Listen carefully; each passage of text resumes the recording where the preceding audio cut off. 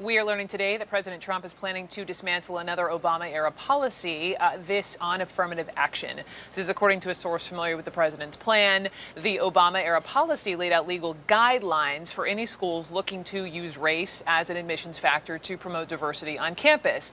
Justice Department spokesperson tells CNN, quote, "The executive branch cannot circumvent Congress or the courts by creating guidance that goes beyond the law.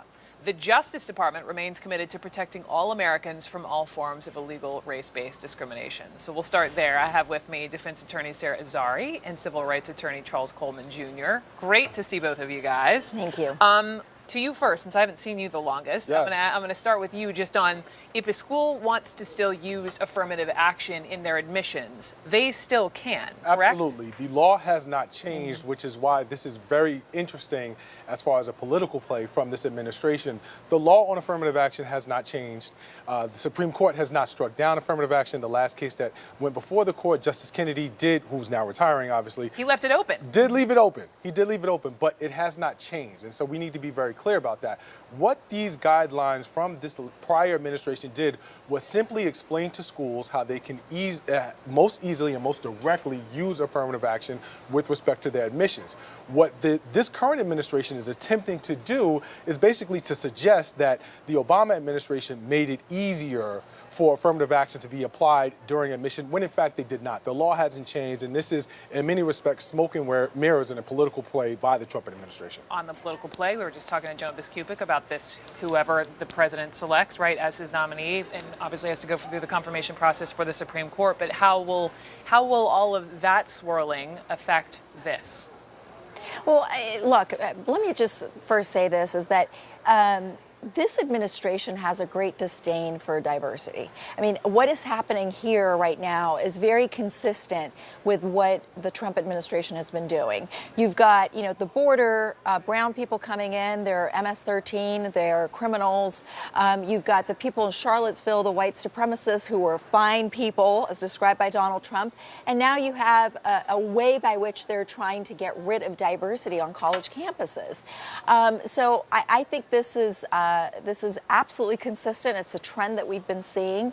And again, I agree with Charles in that the Supreme Court has twice upheld affirmative action. Mm-hmm. This is good law. So what they're doing is essentially, it's a political attack. And I really want to piggyback on that. This administration has branded itself on two major things, and they're both different but related, especially in this instance. The first thing is, let's reverse any and everything that President Obama was able to accomplish during his 8 years in office. Mm-hmm. And the second thing is, let's appeal to our base by basically playing upon their fears on this attack of whiteness. Right, exactly. It's like make America white again. I mean, that's what's happening here. And anything from the Trump era is bad, even if it's working. And so conversations about diversity. We don't have someone on the other end obviously argue against you guys, but I hear you, and it's your opinions on that. But I really want to get to Detroit because I want to make time for what's happening with these kids in Detroit. This is another huge education headline. A judge just missed this case.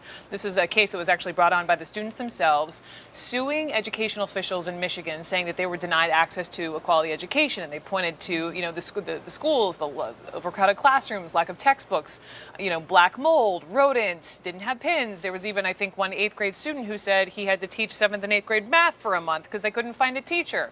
So last year, the state moved for dismissal, arguing the 14th Amendment contains no reference to literacy. Mm-hmm. And then last week, the U.S. District Judge agreed with the state on that. Horrible ruling that should be appealed, because the Equal Protection Clause of the 14th Amendment doesn't talk specifically about literacy, but it says states cannot deny equal access and opportunity to education. And what this judge is saying, literacy is very important. It's a 40-page ruling.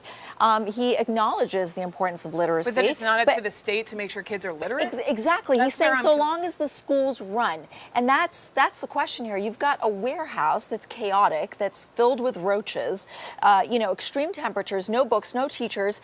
How is this a school? You can call it a school, but it's not. What he did in this decision was he essentially made this a matter of functioning, as you described it, versus existing. And all he's saying is that basically you just need to turn it on.